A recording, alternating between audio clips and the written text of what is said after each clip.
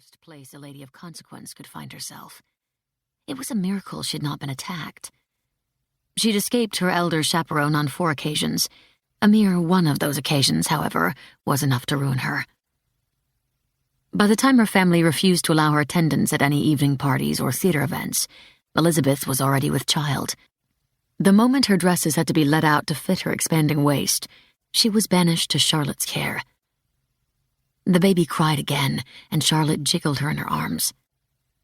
She dipped a rag in the new milk they'd bought that morning and offered a corner to the infant.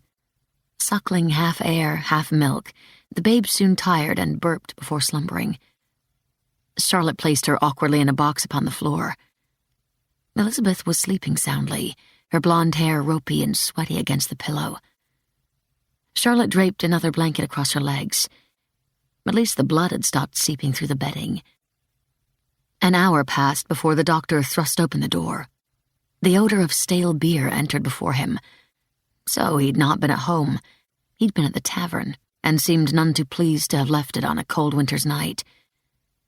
Leah shuffled in behind, red-faced and puffing. Charlotte wrung her hands. "She's sleeping, but the afterbirth, it hasn't come, doctor.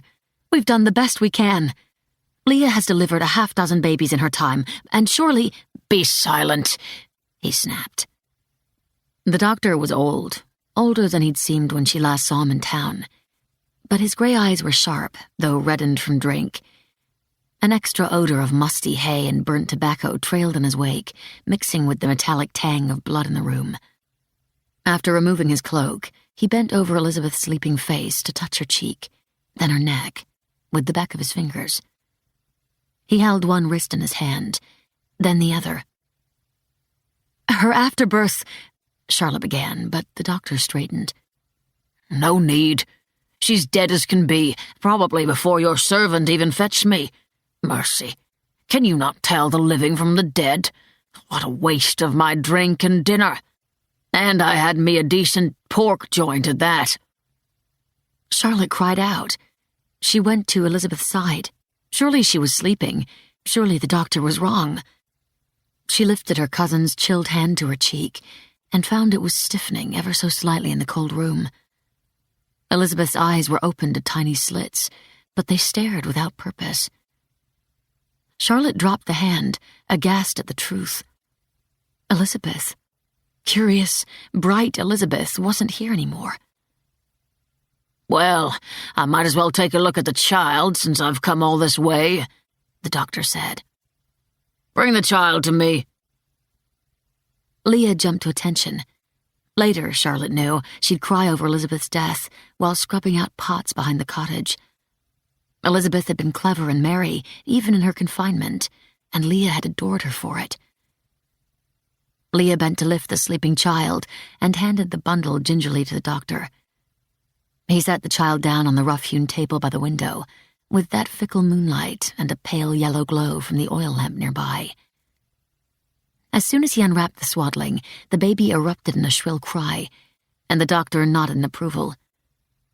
Ignoring the black, muddy stool already staining the fabric, he lifted the child, flipping her over. "There's a large birthmark here on the buttocks. Very odd," he murmured. He flipped the baby sideways, examining the umbilical cord stump tied firmly with a cotton cord. His large hand covered the tiny ribcage, smaller than a year-old roasting hen's. Suddenly his breath caught. "Ah, but what's this? Extraordinary." The baby wriggled and bleated her discomfort from hunger, or the loss of her warm swaddling, or both. "What do you mean?" Charlotte stepped near the light of the oil lamp. The oil was cheap, and she had to wave away the smoke so as not to cough. "A pulse." He lifted the baby and put her chest to his ear. "Right here, just beneath the ribcage on the right side." He laid the child down again and pointed with a broad fingertip. There, just between the tiny ridges of the infant's ribcage, Charlotte saw a rhythmic rise and fall, as if a bird were hidden under her skin, attempting flight. She touched the warm, silky skin. Beneath her fingertip was